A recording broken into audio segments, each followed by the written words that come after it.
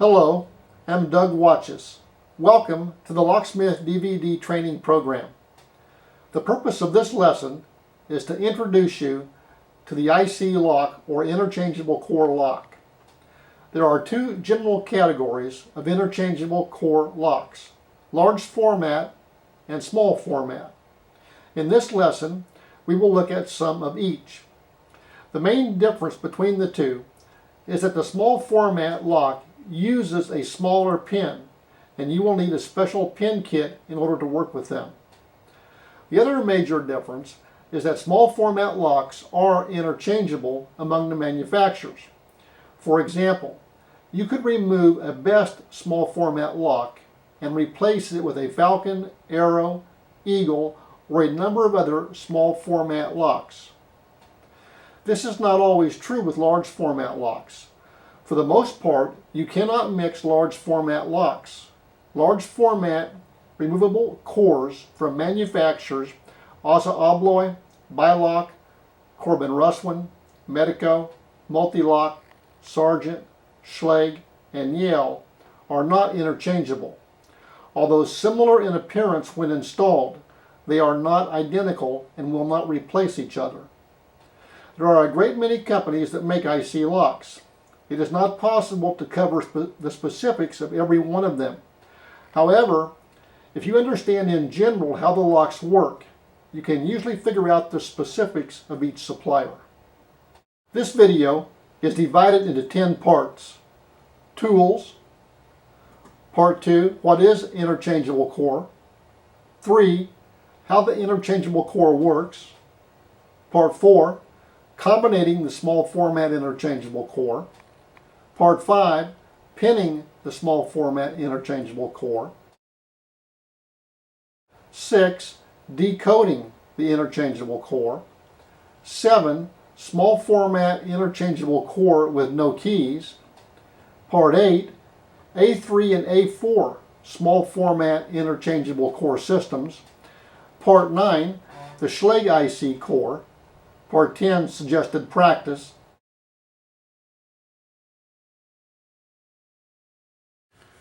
Okay, one thing we're going to need in order to work with these small format interchangeable core locks are the pins that will fit inside the lock. These are a little bit smaller pins. They run with a 110,000th diameter pin as opposed to 115 thousandths, which is more than normal size for most locks. As you can see, there's quite a few pins in here. We'll start with the bottom pins here. There's 9, 0 through 9. It goes 0, 1, 2, 3, 4, 5, 6, 7, 8, 9. Those are the bottom pins. Then we have top pins starting with 2, and it goes 2, 3, 4, 5, 6, 7, 8, 9. And then 10, 11, 12, 13, 14, 15, 16, 17, 18, 19. And all of these pins are incremented at 125 ten-thousandths. So the increments are quite small. The top row here, 2 through 9, is normally what we think of as the master pins. However, as we get to working with these, and we've already talked about control keys and so on, we're going to need more pins in order to make control keys work and so on. So that's the kit. And then we have the spring covers here. This is for the Falcon brand. And then we have 2 bins of caps. One's machined and one is stamped. These are for the other interchangeable core manufacturers. And then we have 2 sets of springs, a longer one and then a shorter one. Then there's a place for a tool here. This tool will read the 3 different formats of keys, A2, A3, and A4. We'll be working with A2, which is the most common, and that's what this kit is designed for. This kit is designed for what is known as the A2 system. And again, it is the most common, but there are 2 other systems, A3 and A4, which I'll talk about later in the video. So that's the lab pin kit. The number of this, the part number on this particular kit is BFK108. Again, that's BFK108, the Interchangeable Core A2 System Pin Kit. Another tool that we're going to need is, there are different manufacturers of this. This one is made by A1, but this is a set or a kit of tools that are specifically made for working with the small format interchangeable core. And as we go on into the video, we'll see how these work. But just briefly, what's in here, we have three blocks. One is a decoding block. This here is a capping block. It has two types of caps. You see that one's just stuck on the side right here. This is for the Falcon, and then this cap is for the other manufacturers. This is a dumping block to simply dump the pins out, and we'll see how these work. There are two smaller tools that you're going to need. The ejector tool, it's just a long tool. I mean, you could actually make something that would work for this. The other tool here is to stick the caps on to the cores, and this here would be, you could make something like this, but it would be a little bit more difficult to make, as it's the exact right length to stick the cap down, and we'll see how that works. And again, there are other manufacturers that make these tools. This is just one that I have and I like it, and we'll see how they work in the video.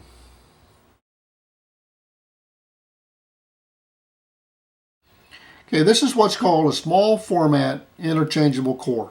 And what I've set out here is I have two mortise cylinders, one with a Falcon IC core and one with the Best IC core.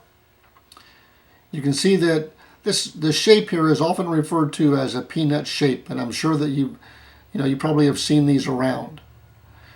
There are also some interchangeable core which are more of a snowman shape. Those are large format IC core. We'll talk about the differences between large format IC core and the small format IC core more as we go through the course. But for the most part, I'm going to focus on the small format IC core because they seem to be the most popular, for one.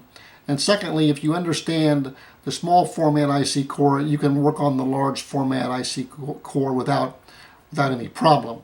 Now, the reason that these are so popular, especially in large industry or in facilities that have a great many locks, is that if you want to rekey the lock, you can simply take the core out.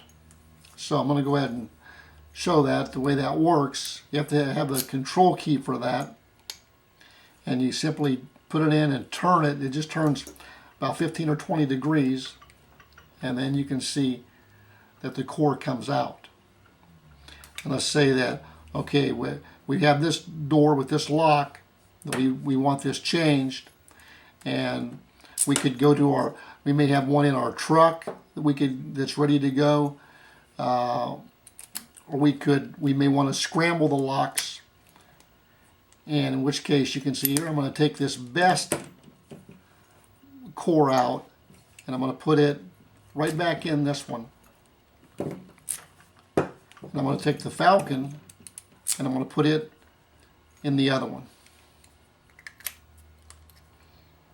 And you can see down in there the tailpiece. Try to get a good view of the tailpiece. This is a real standard tailpiece, you see, with the two rods sticking out there. Those are going to go in the holes here. Now, there are different types of tailpieces, but this is the most common type. So there, we've changed those two around. We could have taken a core from, like I say, from our truck that was keyed completely differently, and had that ready to go, and just in a matter of seconds rekeyed not just one door, but we rekeyed two doors, didn't we? Just that quickly. So that's the popularity of the IC core, is that you can have cores ready to go and you can go into a facility and very, very quickly make the changes you need to make to protect a given area. Okay, now although I have, you see here, two different manufacturers of cores, any of the cores that are designated as the small format IC core, for the most part, will interchange with these. And I say for the most part, there have been so many changes in recent years that I hate to say, oh, absolutely every single core that's designated small format will work, because it is possible today that there are some small formats that, or people are calling them that actually will not interchange. But for Falcon, Best, KSP, and Arrow, four of your biggest manufacturers for IC core, those will fit. Also, Schlage has a small format IC core, Medeco has a small format IC core that will work. So most, probably fairly safe in saying at least that nearly every core designated a small format IC core will work. Now, what makes it work, what makes that work is that, okay, I'm going to use, again, this comes out with the control key. This is a master key. Most of these systems are master keyed. Notice that it turns the plug no problem. That lock, I'll turn the plug no problem. This, turn the plug no problem with this lock. You can see that this is the Falcon lock, that works. Works in the Best lock no problem. Turning it, okay. That's the master key. Then you can have your individual key. This is just like a regular master key system. Okay, you see this key will not fit, will not turn this plug, but it will turn the Falcon plug. So this is the individual key. And then we have the master key. And then we have the key that removes the core, the control key. See, this one here will do the Best key. So this is the individual's key for this lock, the individual user key. That will not work in the Falcon. They're keyed differently. Won't work, it's keyed differently. But there is a master key that will work both of these, and then there is a control key that will remove both cores. So I want to just look at that for a moment as to how this works. How does this come out? Again, we put the control key in, turn it 15 to 20 degrees or so. It's not much. Pull it out. We can see that what happens, I'm going to turn it back straight up. There's a locking lug right here. I'm going to take the key out.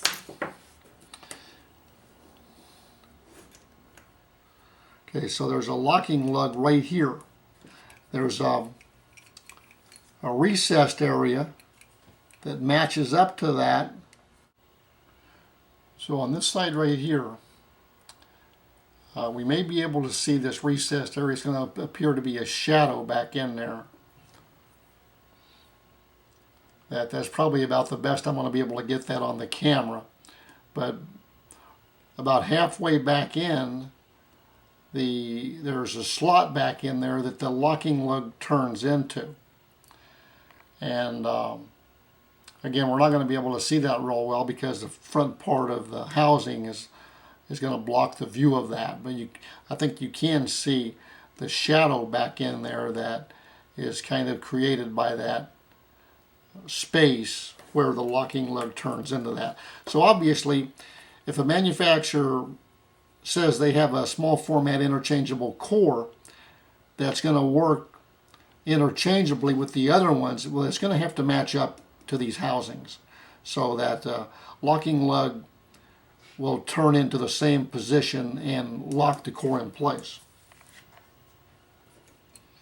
So again, that's how that works.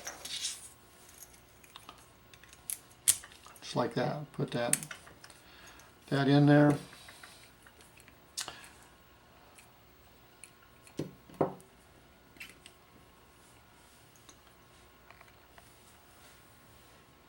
Just like so. Just line that up. Put it in. Turn the key, it's locked. It's locked in there. Okay, now you notice that, okay, on this particular, this is the best plug I'm working with here, IC core. Notice the caps, individual caps. This is a 6-pin core here. You could get a 7-pin core, but this standard pretty much tends to be the 6-pin core. Okay, and each individual chamber has a cap that's pushed down in there, it's pressed down in there, and holds the pin, the spring and the pin stack in there. So that's a best. See, it won't go in upside down. There you go. Put that back in there. I want to show you on the Falcon. Okay, you see the Falcon has a cap here that we have to slide this in and press this down. So these are the two basic standards. Two basic types of IC core, the cap like this or the individual caps.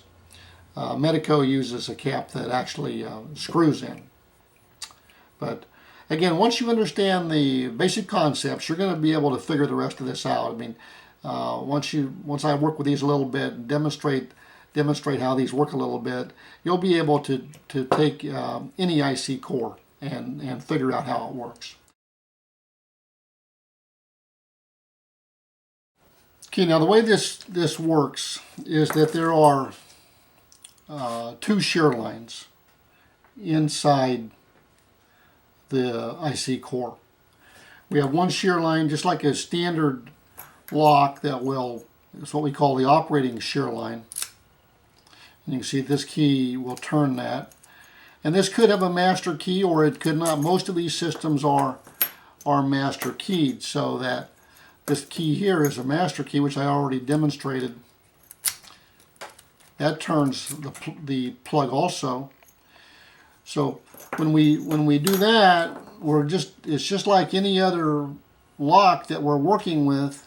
The shear line is the standard operating shear line. Okay, so when we want to take the IC core out, then we use the control key, which is raising the pins to a different shear line. It's raising them to a line that will allow the plug, the locking lug, to turn.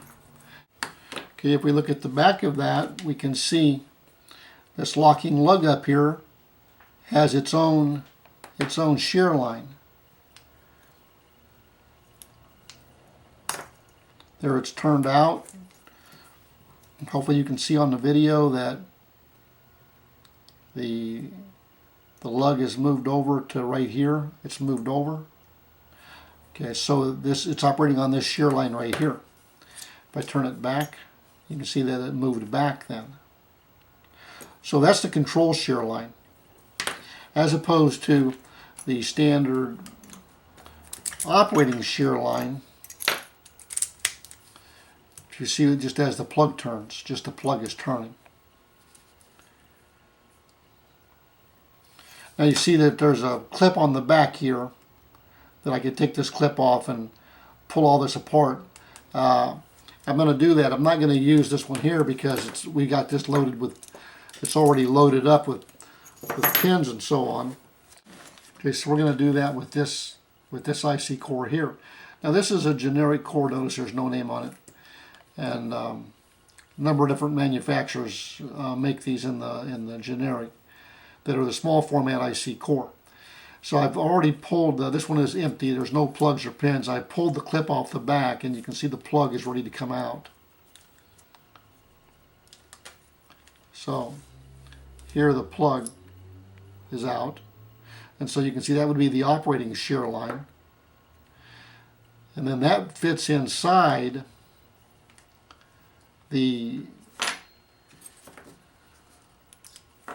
sleeve that holds that. I think you can see readily from that we have a complete new shear line where the pins must line up and allow this sleeve to turn. The shear line for the plug, once it goes into the sleeve that contains the locking lug, there's a different shear line. So there's two shear lines. It's simply really like a master key system where the only difference is that one set of pins controls one shear line and the other set of pins controls the second shear line. But other than that, it's just like a master key system.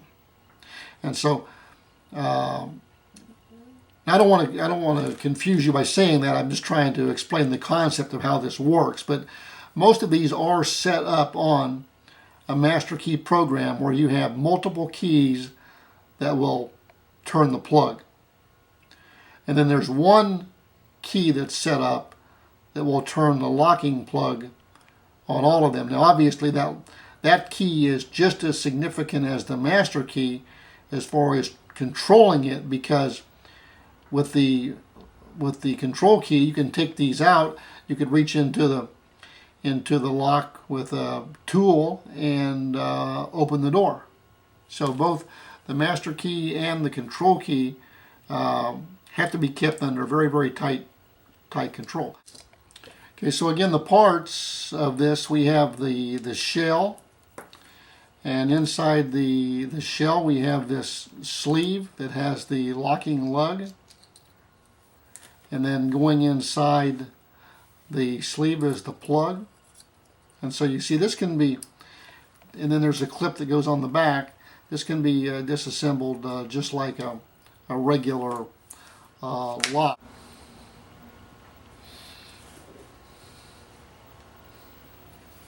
And the clip just slides back on just like you're used to with many locks, just like that. Here's a cross view of the core. Again, this is from the service manual, the Best A2 service manual. Shows the core body, shows the pin stack. You have a cap on top, a spring, a driver, your control pin or your master pins would be here, your bottom pin. You have the plug here with the two holes, or will accept the throw pins to connect the lock to the interchangeable core. It shows an ejector hole here at the bottom. We could use our ejector tool and drive these pins out. And we'll see how to do that later in the video. Okay, here's a cutaway. This is not a small format. This is a Sargent interchangeable core. And you can see that it's different. It's the bottom part here is quite a bit larger than the top part, whereas the other small format, they appeared to be more uniform in size. And so you can already tell a difference there. But also on the Sargent, the locking lug is in the center on the right side as you face the lock, whereas the small format, the locking lug was on the left towards the back as you face the lock. So hopefully we can see that with this change key in, there is a shear line has been created right at where the plug turns. So I'm going to turn it, and hopefully we're going to be able to see that it's just like any other lock. So I bring that on around. You can see all of the pins are right there. Put it back. That's one shear line. Okay. The second shear line is going to move the locking lug And again, the locking lug is, you can see that it's in the out position right now, so there it appears there's a recessed area here, where if this were turned back, it'd be flush here, and the lock would come out of the housing. We're going to put in the other key. This key now is the control key. And again, hopefully we're going to be able to see with this that this is now lined up so that the sleeve that's inside there can turn and pull that locking lug in. So again, I'm going to try to move it kind of slowly here starting out.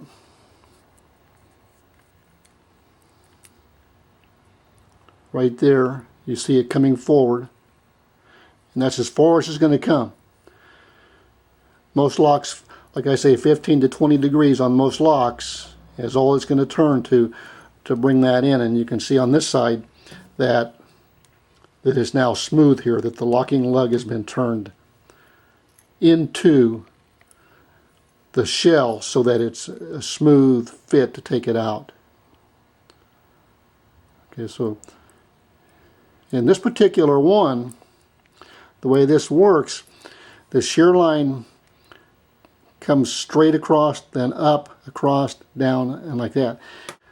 That shear line, again, is starting right about at the end of this pin right here, coming across, up, over, down, and so on.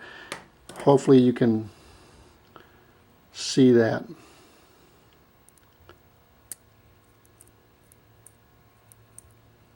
So that's the second shear line. That's the control line, the control shear line.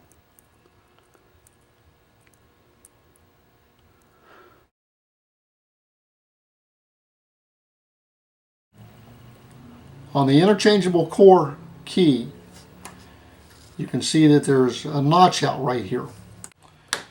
You can see how it's recessed back here. And this will identify the key as an interchangeable core key. So when you have a key like this is the stop on the key, and this is where we begin counting from. I know that in all of our other videos and courses, we've always started counting from the bow to the tip. But with interchangeable core, we start counting at the tip. So this would be cut number 1, 2, 3, 4, 5, and 6. So tip to bow. So the spacing for the A2 system keys, 150 thousandths to the center of the cuts. The first cut is 80 thousandths from the notch on the key. The next one will be 150 thousandths, so 150 plus 80 is 230 thousandths, then 380 thousandths for the third cut. The fourth is 530, the fifth is 680, and the sixth is 830. That's our spacing. Okay, again, the increments are, we could say this as 125 ten thousandths. It's commonly referred to, and it's the same if we say 12.5 thousandths. And since we normally work in thousandths of an inch, I'll probably just say, well, it's 12.5 thousandths. So to use the same terminology, but these are rounded off here. But the zero cut would be 110 thousandths. The number 1, 122, 2, 135, 3, 147, and so on. So these are the 9 possible depths for the cuts of the key and for the bottom pins. Okay, now as I mentioned earlier, in looking at the pin kit, there were 19 pins in there that are considered to be top pins. The first 2 through 9, the top row, that first set in the top row, are normally what we use as the master pins. Now obviously, if you get creative, you could do some different things, but this is what we normally use as 2 through 9. The control pins are normally 2 through 19, and then the drivers are 4 through 13. I have a note here at the bottom of this page that the total stack of all of the pins, the bottom pins, the master pins, the control pins, and the drivers, should equal 23. That's the way the system is set up, is to get 23, and then with the appropriate spring in the chamber, the lock should work fairly smoothly. Okay, I've made up an example here for us to go through in calculating the pins that we'll need to load the cylinders, doing a very simple system here. And I have not bothered to follow all of the different master key principles for a master key system that we need to follow. I've simply made this really a simple exercise for loading the IC core cylinders, which is the main purpose here today. My main purpose in this video is not to explain master keying, but is simply how to load the IC core cylinders. So I took a master key with the cuts 345, 543, and then I did a change key with the cuts 678, 876. And you remember that the change key is the key that the individual user would have. And then of course the master key is going to fit normally more than one change key. It may fit quite a few different change key cylinders. The next step would be for us to select the smallest number first. So 3 and 6, the smallest number is 3. 4 and 7, the smallest number is 4. 5 and 8 is 5, and so on. 5 and 8 here, the smallest number is 5. And then these two, it's a 4. And then the last one here, it's a 3. Once we have the smallest number, then we subtract from the largest number.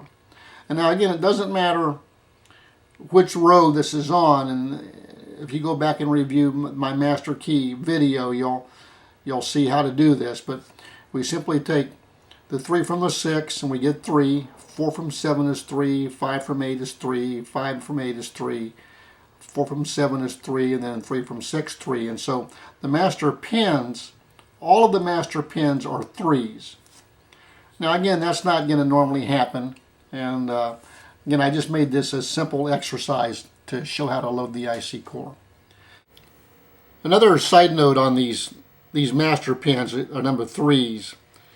These are only 37 thousandths thick, and I normally would not use a pin less than 45 thousandths. But since we're not going to actually install this lock, it's okay to use these just for this example. But I think you'll find that you'll have less problems if you always stay with pins that are 45 thousandths or larger. I'm going to go ahead and total these two numbers up. The 3 and 3 is 6, 4 and 3 is 7, 5 and 3 8, 5 and 3 8, 4 and 3 7, 3 and 3 6. And we're going to need that total down here in the next part of this. In just a moment I'll show you. But here we have what are going to be our bottom pins, the smallest number, and we have our master pins. So we already know those two numbers. Then we have our control key, which I cut to 264758. Now with the small format IC core system, for us to calculate the control key, we need to add 10 to whatever the cuts are for us to get to calculate the pins. So we add 10 and 2, 12, 10 and 6, 16, 10 and 4, 14, 10 and 7, 17, 10 and 5, 15, and then 10 and 8, 18. And the 10 is the 10 increments of 12.5 thousandths, which is the space that we need to fill in to allow for the control key to get to the control shear line. So again, that's all we're doing here. In the control key, I just made this up. These numbers here, I just made this control key up and I cut the key. Then we added 10, we got our total. Okay, now we have to go with our and subtract out our bottom pins and our master pins. And so up here we had our total bottom pins and master pins, and I just filled it in again down here so we could subtract them out. But these are simply added together, bottom pins and master pins, 678, 876. So we subtract that from this total. 6 from 12 is 6, 7 from 16 is 9, 8 from 14 6, and so on. 8 from 17 9, 7 from 15 8, and then 6 from 18 is 12. And this will give us the control pins. So now we have the 3 cuts of our keys. We got our master key cut, our change key cut, we know our bottom pins, we know our master pins, and now we know our control pins. Now the only thing left to calculate are the drivers. The total pin stack should be 23, and that's given by the manufacturer as to the correct pin stack. So we have basically 23 increments of 12.5 thousandths per stack. And so we take the 23 and we minus out the bottom pins, the master pins, and the control pins, and then whatever is left, we fill it with the driver pin. So in the first chamber, 23 minus 3 minus 3 minus 6 leaves 11. And if you add all those up, these 4 numbers here, you should get 23. In the second chamber, 23 minus 4 minus 3 minus 9, the driver is a 7. So again, we're simply subtracting all of the pins out: bottom pin, master pin, control pin, and whatever is left is the driver pin. So the drivers come out to be 11, 7, 9, 6, 8, 5. Now that we have that information, we can go ahead and load our core up with these pins.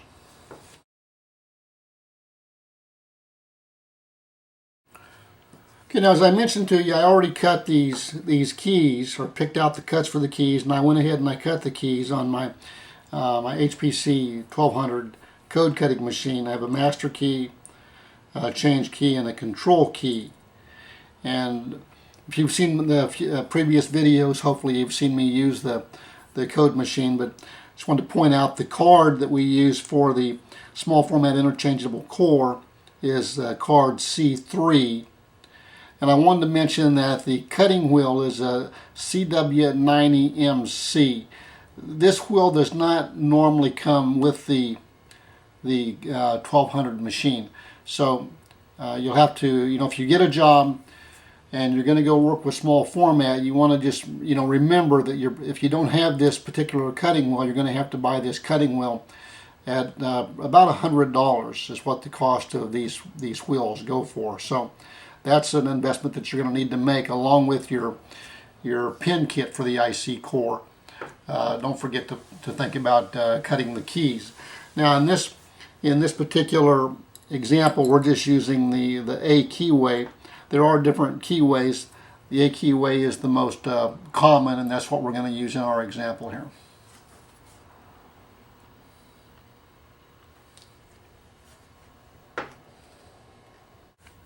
Now as we get ready to start pinning the cylinder up, we're going to need to get all of the sleeve and the plug lined up with the top chambers here.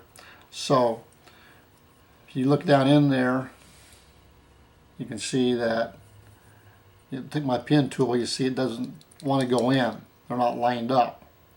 And if we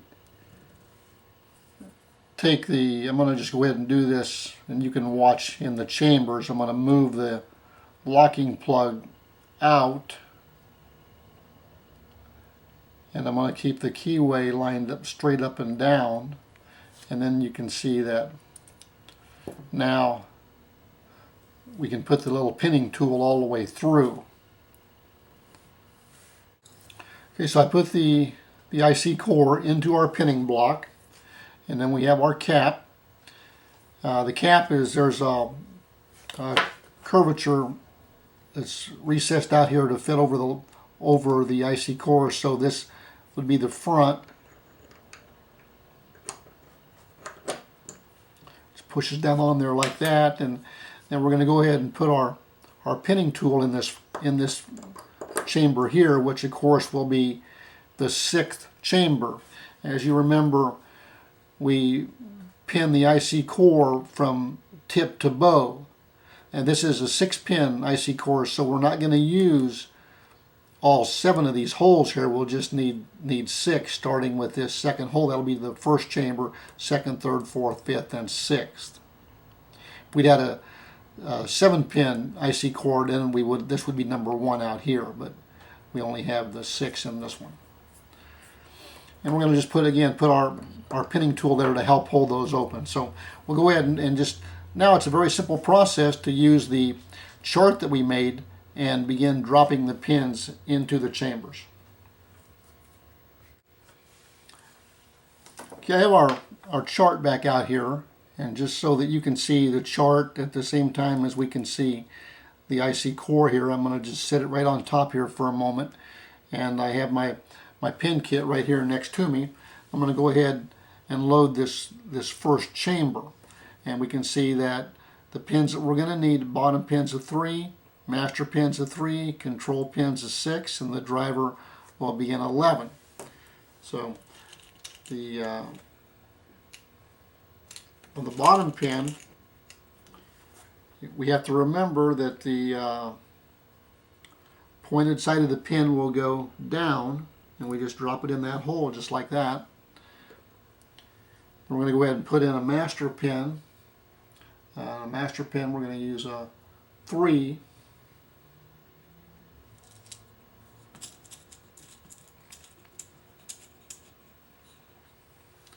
I'm going to go ahead and drop that one in. You really want to take your time when you're doing this to make sure they go in the correct holes. Okay, so now I'm going to go ahead and push those, make sure those are pushed down. Put that back there to hold it again. And then we're going to put our top pin in, or our control pin, which would be a 6.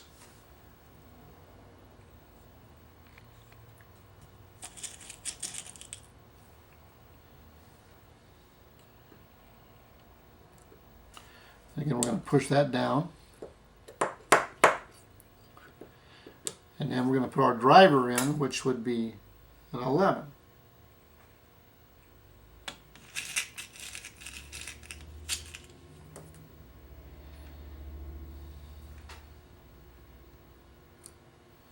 And we're going to push it down in there, make sure they're all down in there.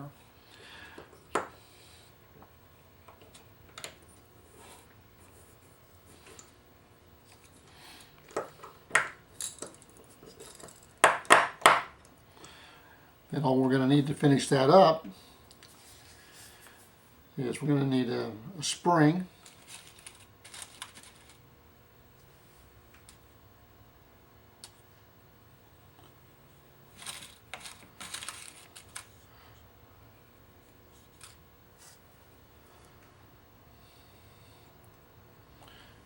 And then we're going to need a cap.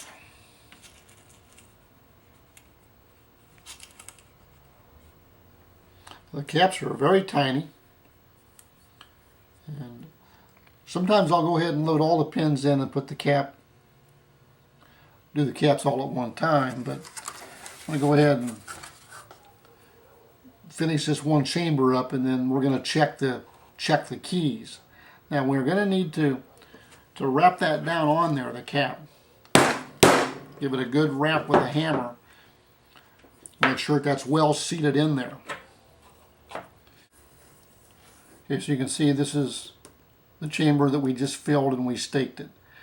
Now then, as you start doing this, I'm going to suggest that you test these one chamber at a time, just to make sure. And I mean, it's a good idea to always do that. It just depends on what's going on with the job and how much time you have and so on. But first, we're going to take our change key,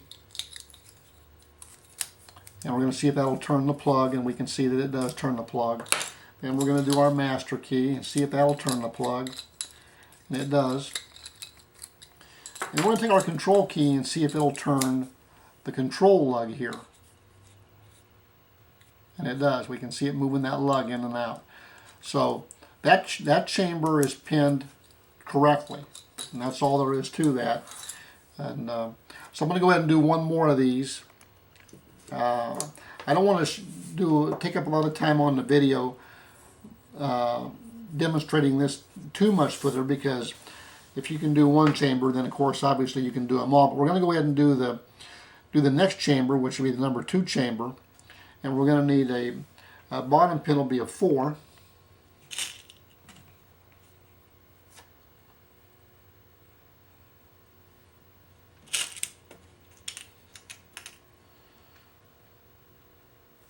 I'm going to put our cap back on there.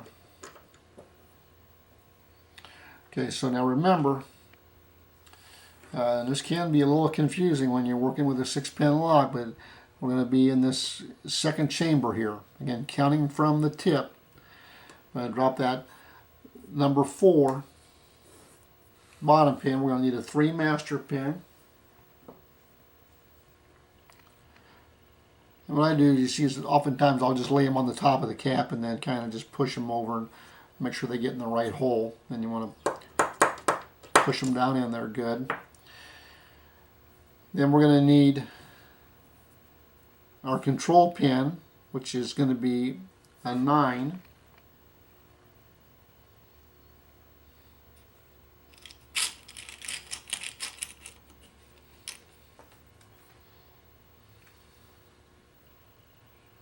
That's in the 5th chamber. Again, we're going to push it down.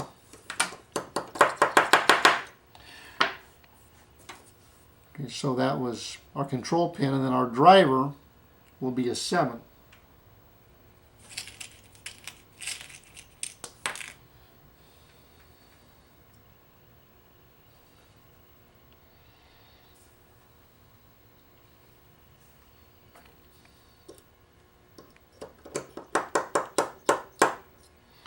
We'll need to put a spring in there.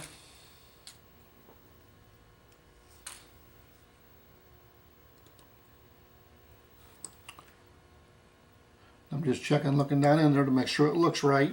Everything looks like it's pushed down like it should be. And then we're going to take a cap. And these are very small. You see I picked up 2 of those by accident. They're very small. And then we're going to go ahead and we're going to push that up in there.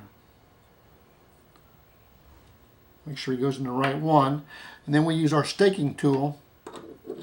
Put it there and we give it a good wrap. Wrap it down in there. There it is. You see it's right here. Let's check and see.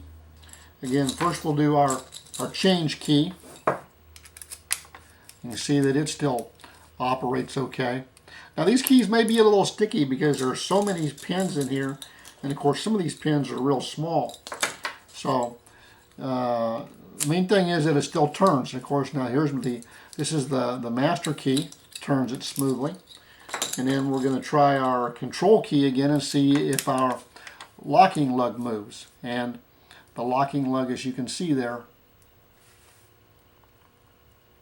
does move. So all 3 keys work.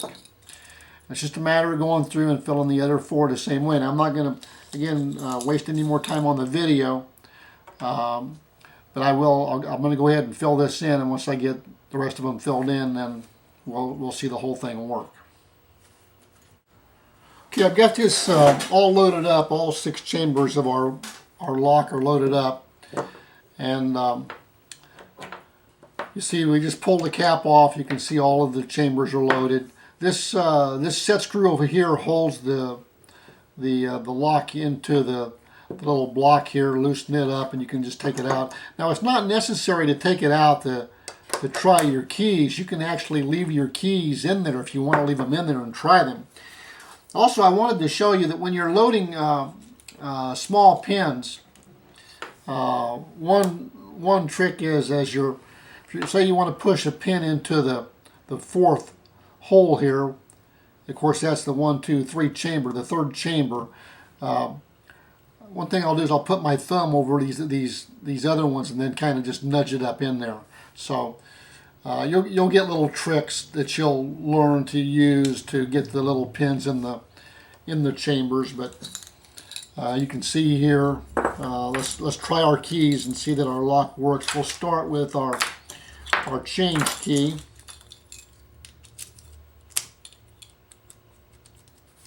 And one thing I did not do now, I did not put any graphite on these, so it's a little sticky, but you can see that it, it does work. But with these little pins, I can tell that does stick a little bit, and it is a good practice to put a little lubricant in each chamber before you put the caps on. And you can use graphite, or you can use different types of lubricants that the manufacturers have available for that. But that's the change key. We can see that the master key, again, is kind of sticky there. It works, but if you could feel like it's a little stickier, then it might loosen up a little bit as time goes on. And then we have our control key. And you can see from the back, just watch the lug right there.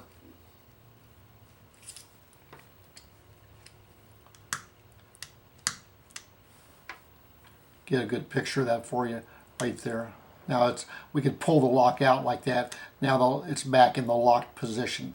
That's the locking lug, and you can see it better if I maybe if I take it out of the block here, but.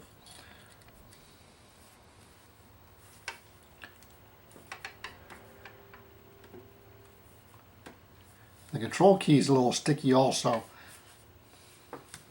There's closed. There's would be in the, it's open there. I could withdraw it out of the lock, and then here back it's in the lock position. With all of these pins, and especially with the small pins in there, it's not unusual to have stickiness in these, especially when you have brand new keys. And better point that I didn't put any graphite in there because I didn't want that black graphite getting all over as I was trying to record this for you and make a nice video. With the loading block has two different tops. The other one is on the side right here, and there's a screw here. It just holds it here, and you can see that it fits up in here. Now you notice it has a ridge here. See if I can hold that so you can maybe see it a little bit better right there. But there's kind of a ridge right there, and what that's for the interchangeable core that has the sleeve type cap on the top. This other cap is for, as you see, if I have a lock that has the sleeve type cap on it, once we put now this has already been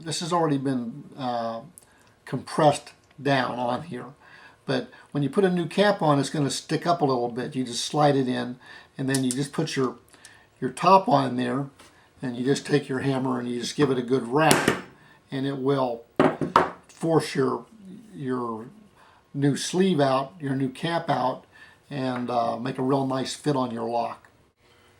Okay, if you're working with one of these Falcon locks with this sleeve on it, simply take a screwdriver or something that you can get up underneath the sleeve here and begin very carefully prying that up.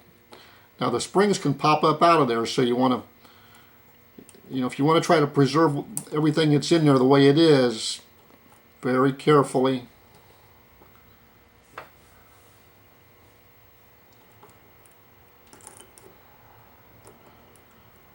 lift it up out of there.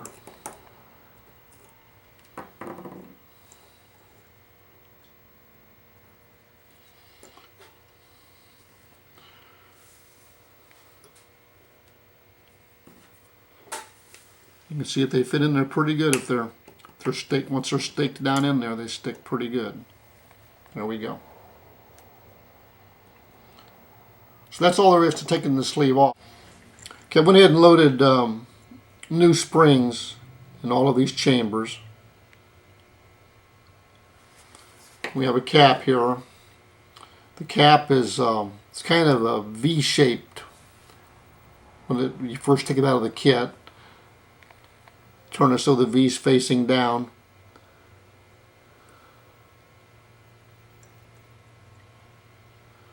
try to get all those springs to settle down into their holes right there, right underneath that cap. Sometimes you have to slide the cap in from the edge. So if you have to slide the cap on, just take a screwdriver and just push down each one of the springs underneath the cap until it's on there.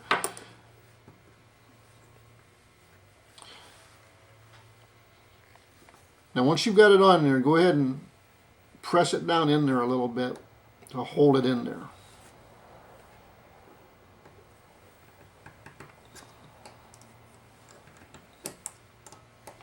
See, that's still not quite enough to hold that.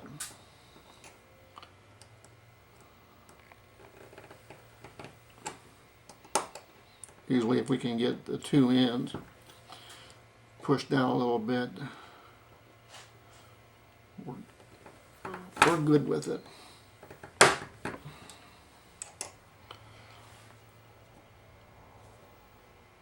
Okay, then take your tool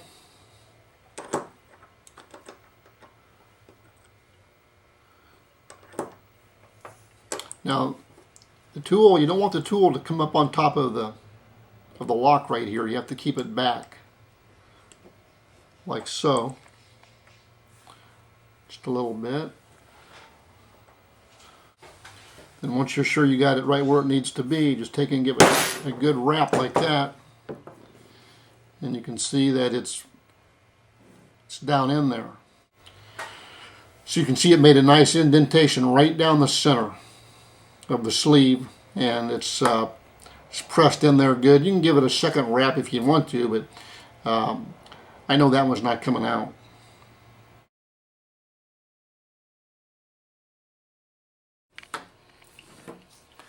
And I want to show you another one of the tools here that we have in the kit. This is a decoder block, and what this is used for, that if we have a lock and we have no key for it, and we want to find out what the control key cuts would be and the master key cuts would be, so we can make keys to work with these locks, we can put this into the decoder block and trap the pins and then measure the pins and find out what the cuts of the key would be. And the way it works, we put it in upside down, and it has to go in just one way that it will go in because of the locking lug. Goes in like that. Tighten the set screw up, and now all the chambers are they're lined up, so that we could just take our ejector pin and just tap those back out of there.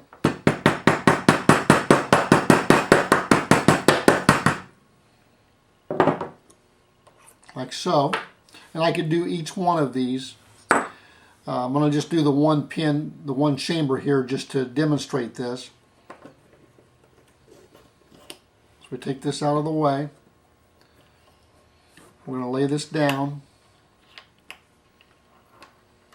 And there are our pins right there. We have our bottom pin is right here. And we have our master pin. And we have our control pin. And then we have our driver pin, and there's our spring, and there's our cap that we had on the lock.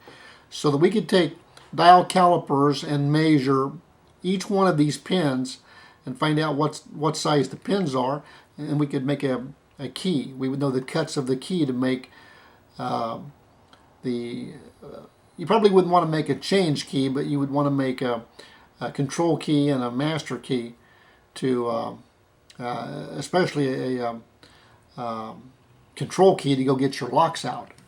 And then if you wanted to make the other keys, you could decode those and make the other keys also. But that's what that is. That's the decoder block, and that comes up and hooks onto that pin. That holds it so it won't come apart. And then you put your lock in, and again you got to put it in so that the locking lug matches the groove on it, and then tighten your set screw down, and you can drive out your pin stacks. So that's the decoder block. Okay, so zooming in here on the pin stack, you can see that we can easily take these pins out, as I've shown in other videos on how to measure with dial calipers and determine the size. But just for example, let's just take this little, we already know, of course, this is out of the first chamber. We know this is a number 3 pin, but I'm going to just lay it up here.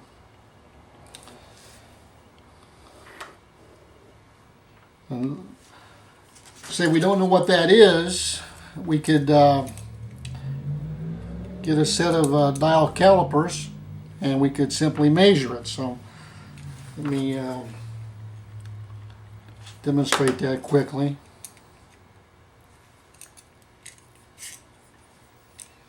Come in there and we can measure each one of these pins like this. Now, of course, another way is just to go to the pinning chart and compare. But you can see there we got right at 147 thousandths. By looking on our pin kit, that measuring at approximately 147 thousandths, we know that has to be a number 3. A number 4 is much larger at 160, and then a number 2 is much smaller at 135. So we know that measuring one, it could have measured, if it was worn down, it could have measured 142 thousandths. But still, we know that has to be a number 3 cut. Okay, so the other tool that we have here is the dumping block. And this is very simple. You just slide your lock in upside down. You can drive your pins out, and there's a little chamber here that'll catch your pins for you. And that's if you don't care about trying to catch them and measure them. If you want to catch them and measure them, then of course you'd want to use your decoding block to do that. So again, here's the kit of tools that you will need for working with interchangeable core. You're going to need the decoder block, the loading block, the dumping block. You're going to need your staking tool and your ejector tool. Of course, your pin kit. And then to cut your keys, as I mentioned, you're going to need the right tools to cut your keys with.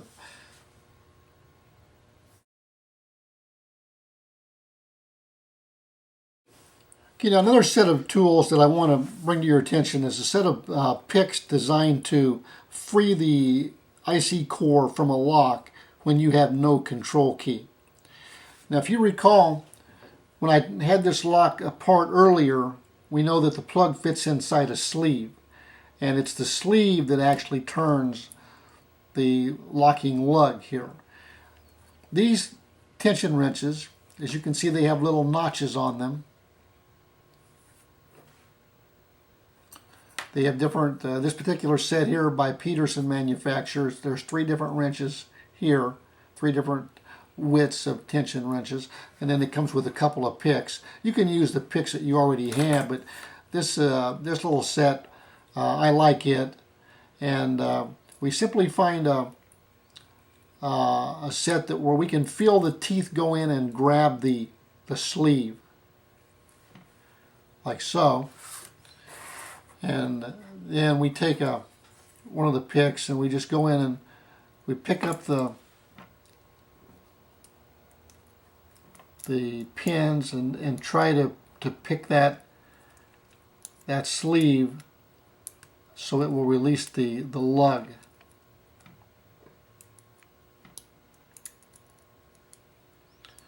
And it's going to take some practice for you to do this, and it's not going to just be, this is not going to be like just picking a straight lock. This is going to be a little more difficult than that, but not much. And after you've done it a few times, you're going to get the hang of it. But I wanted, if you come on a job and there's no control key, this is one way to get that lock out of there. Then you can take it, you can decode it with your decoder block, cut yourself a control key, and go get all of the locks out that you need to take out.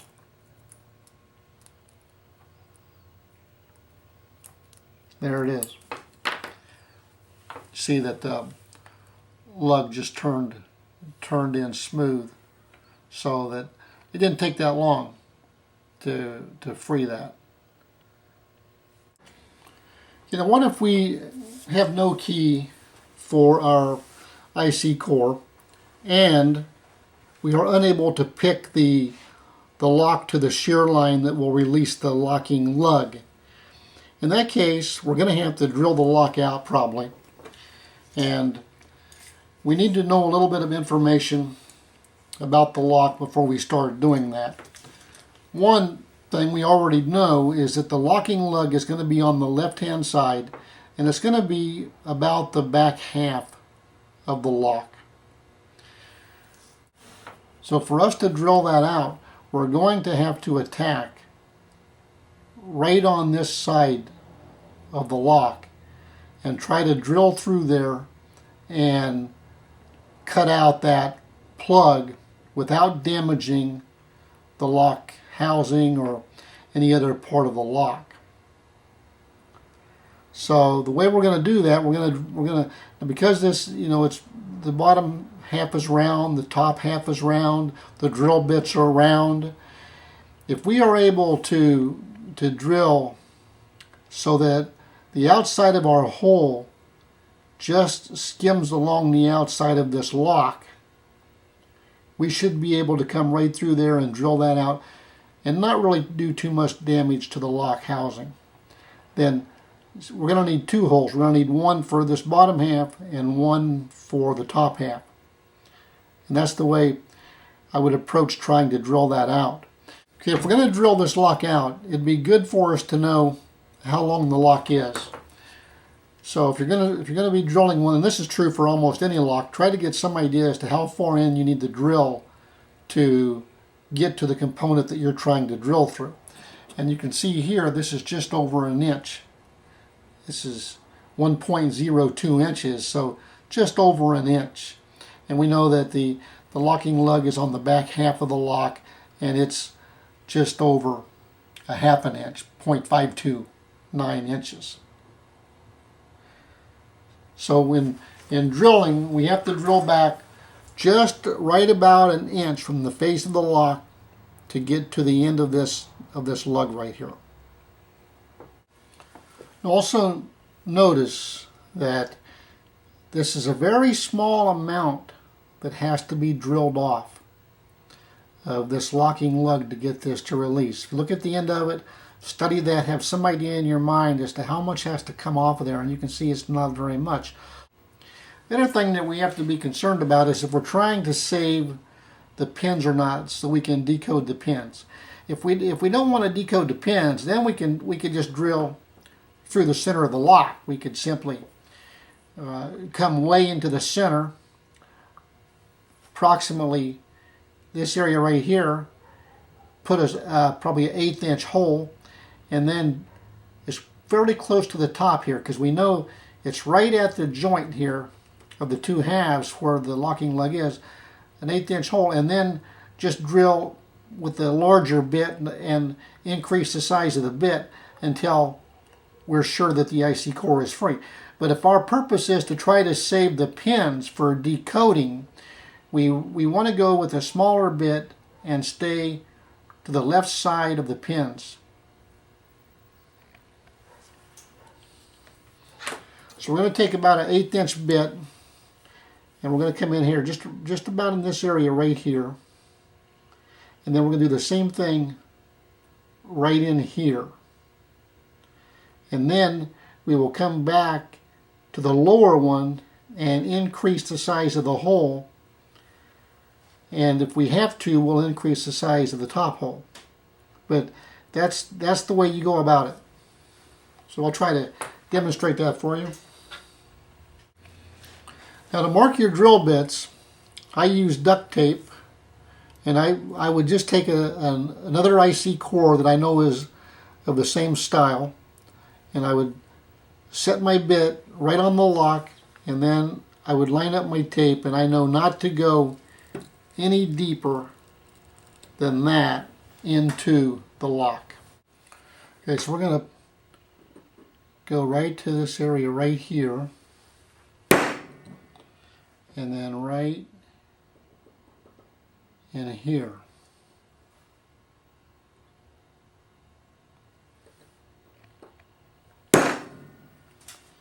Okay, so I've got an 1/8 inch bit here. I got this set up in a vise here in the shop, and I'm going to try to drill as straight as I can using an 1/8 inch bit right there.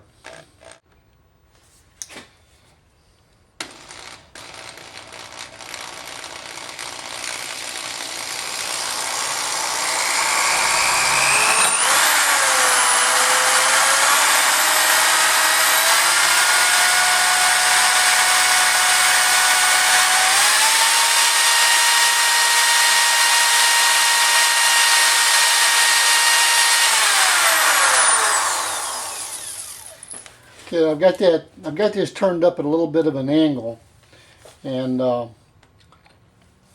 even if it were straight and it were in a door lock, it might be easier. But you always want to try to keep that drill as straight as you can. And of course, here with the lock being set at an angle, my drill may appear on the video to be at a bit of an angle. But trying to drill straight down into that lock as straight as I can.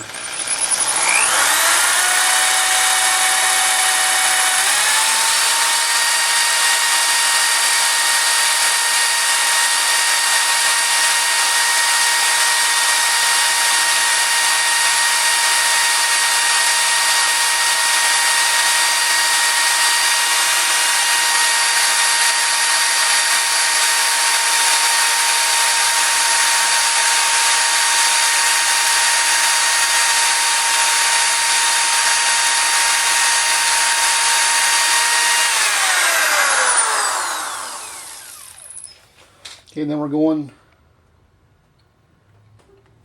to right here.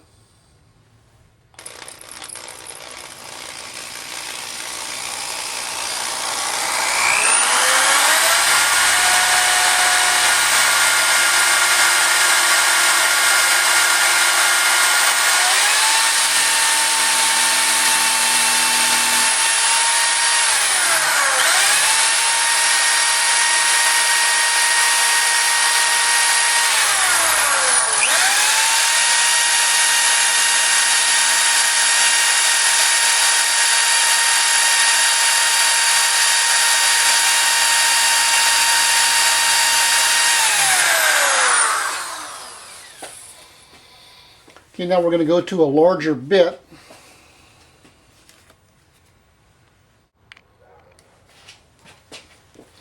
So we're going to come back to this first hole and enlarge it.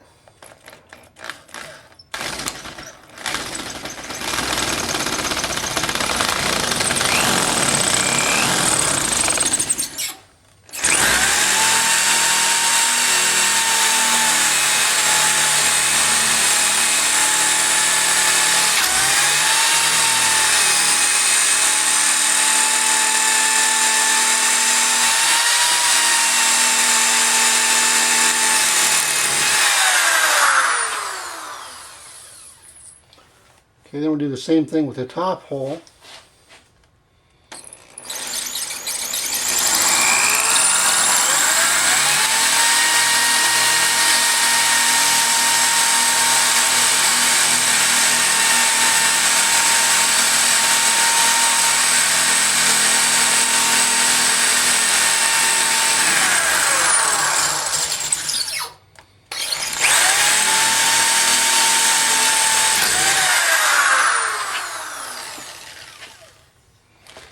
Now that should have taken the lug off of there. Okay, we're going to try to screw a screw into this keyway. Now this is broken here where we drilled this out, and I can see it's trying to spread out the bottom part of the cylinder, so I'm going to just put that in there a little, not too far, and see if we can pull that loose. There it is. Okay, so here it is, and you can see that we were able to take out that lug right there, the back part of that lug, and the locking lug is gone completely out of there. the pins may be okay or may not. We may be able to salvage the pins out of this also. And remember, if this were pinned properly, all we have to have are the drivers.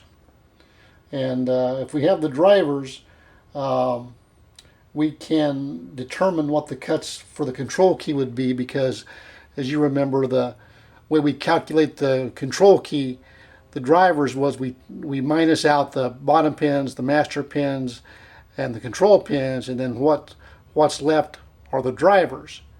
But that is right at the shear line for the control key. So we could, even with just the drivers, we could figure that out.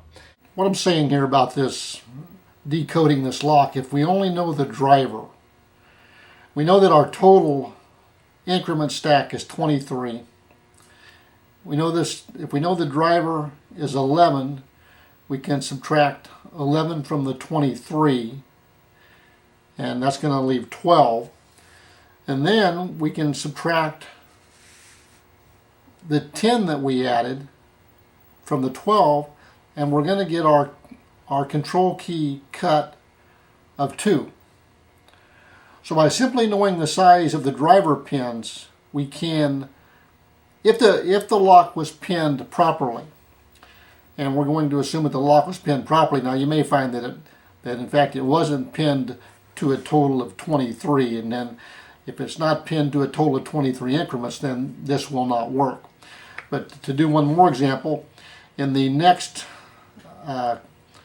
chamber, if we have 23 minus the driver of 7, which is going to leave 16, and then we take away our 10, we can see we'll get back to our control key cut of 6. So again, by simply knowing the size of the drivers, that is valuable information if the lock was pinned properly. Okay, now in drilling these holes, I start out with a 1/8 inch bit, and then I usually go to a 3/16. But anything that, it's approximately that size, I mean, you might have a 5/64 or whatever, but something that's similar to 1/8 and 3/16. And then if you get one that's, real stubborn, you may have to go to a slightly larger bit and do both holes over again to get that lug to come off. But usually about 3/16 is as large as you're going to have to go. Let's say we just nicked the back of that in there, but it did no damage, no significant damage to the lock housing. So we can reuse this.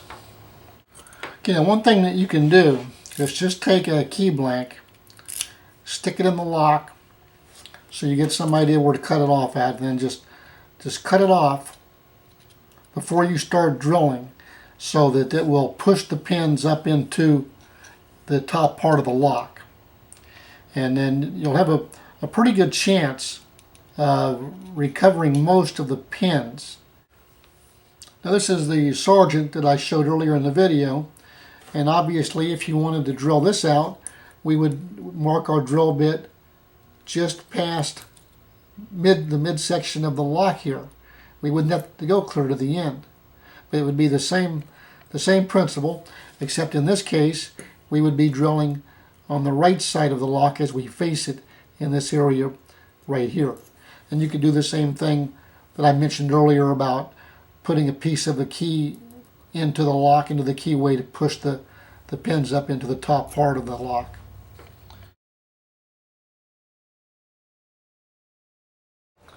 The best A3 and A4 systems use different pin increments. The best A3 system uses increments of approximately 18 thousandths. There are 7 possible depths of 0 through 6. The A4 system uses increments of approximately 20.5 thousandths. In common discussion, we normally just call them 21 thousandths. The A4 system uses 6 possible depths of 0 through 5. Okay, now if you come up on a system and you're not sure if it's an A2, A3, or A4 system, the first thing you want to do before you begin any work is get one of the keys and check the keys against each one of these and see if you can determine if it fits best to A2, best to A3, or best to A4, because the pins are different. The A2 is the standard IC core, small format IC core that I've been working with in most of this video. The A3 and the A4 systems use a different pin increment, and you're going to need different pins to service the A3 and the A4. So it's a good idea before you get too far into to bidding a job or working on a job to find out for sure what type of system that it is.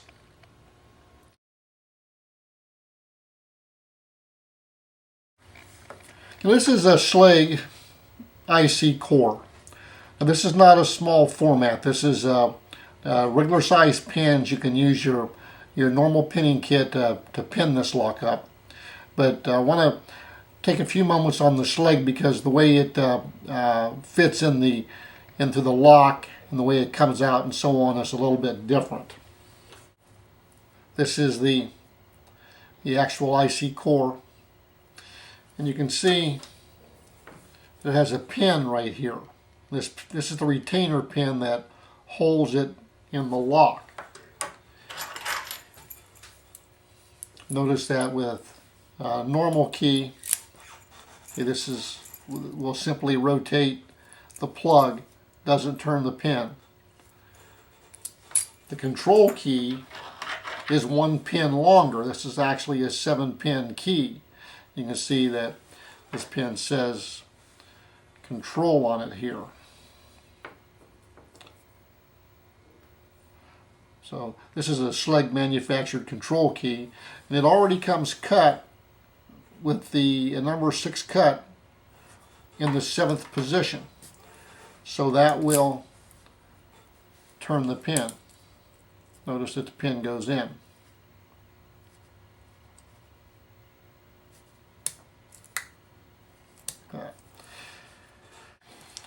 So to take this apart, it's just like any other Schlage. You just take your cap tool, get your cap loose, and then the same as any other lock, just lay your parts out in the order that you take them off. You have your cap, have your retaining pin. Go ahead and get the little spring out so it doesn't fall out and get lost. Then we can see this extra piece here on the end.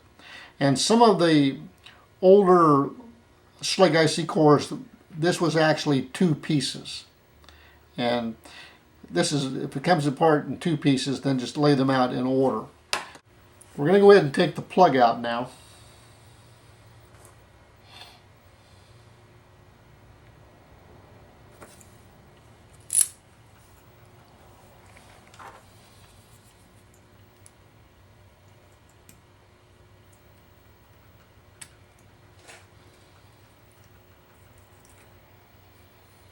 So again, there's nothing different there. It's just like a regular Schlage lock. And you can see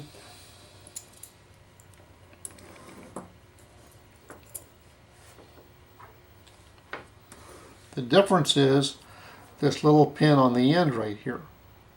We zoom in on that a little bit more.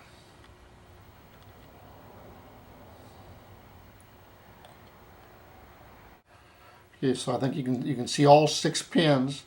And then you can also see this 7th pin, which is a different size, obviously.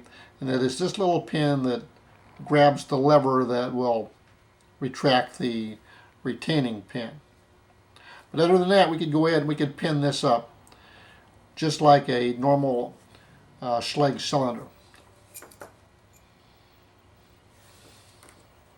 This is the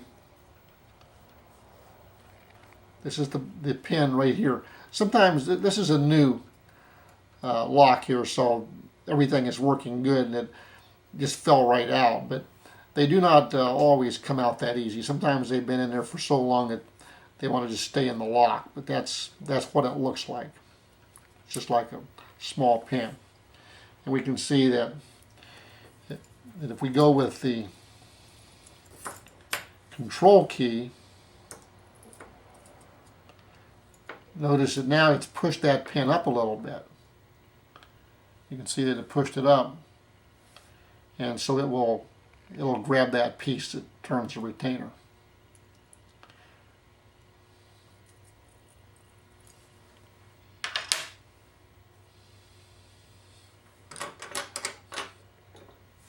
I'm going to go ahead and show you the rest of this lock.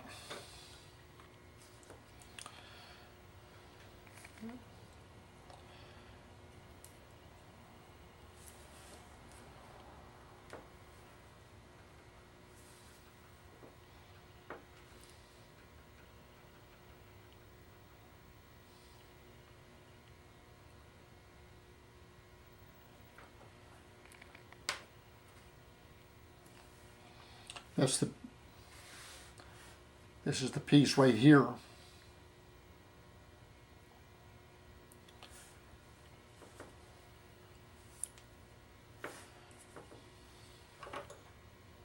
You can see here the little slot that it engages right here to pull the pin in. That's the pin. It's got a little spring on it, little at the end over here.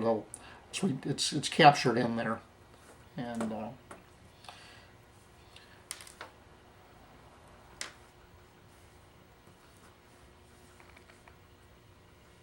so you see that little piece comes out.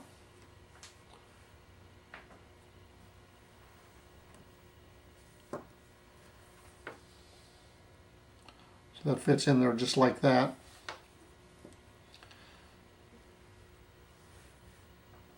It goes up in here just like this. I'm going to go ahead and push the plug back through that to hold that. You can go ahead and you can key your lock up. This lock uses the same pins as the regular Schlage lock, so you can use your regular pin kit to pin that up.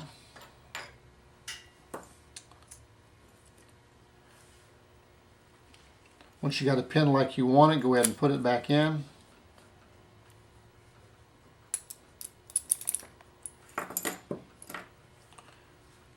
Put your spring back in. Your cap retaining pin, put your cap back on, and you're ready to go. So it's just like, basically this here is just like any other Schlage lock. It just has this extra pin on the end.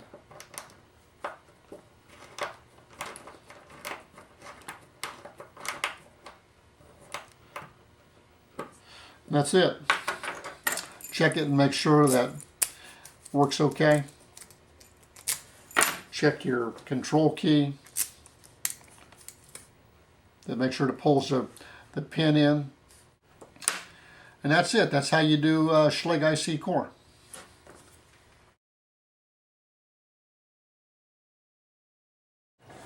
Start looking at IC core locks more critically. As you go into a building, notice if the locks are IC. If so, what brand of IC lock are they? Does it look like a small format or a large format? Try to obtain as many different IC cores as you can, both small and large format. You can often find these on eBay. Once you have some to practice with, take them apart and put them back together again. Load one chamber at a time and test the key. It won't be long and you'll be an expert with IC locks. Some of the locks you might look for are the best A2 system, the best A3 system, best A4, Corbin-Russwin, Sargent, Medeco. There's an old style Medeco and an old style Sargent you can look for. Look for Yale, Lockwood, and Schlage. That concludes this course on IC locks. We want to thank you for buying this video lesson. We hope you found it useful and informative. Please visit our website at www.locksmithdvd.com and review the other videos we have for sale.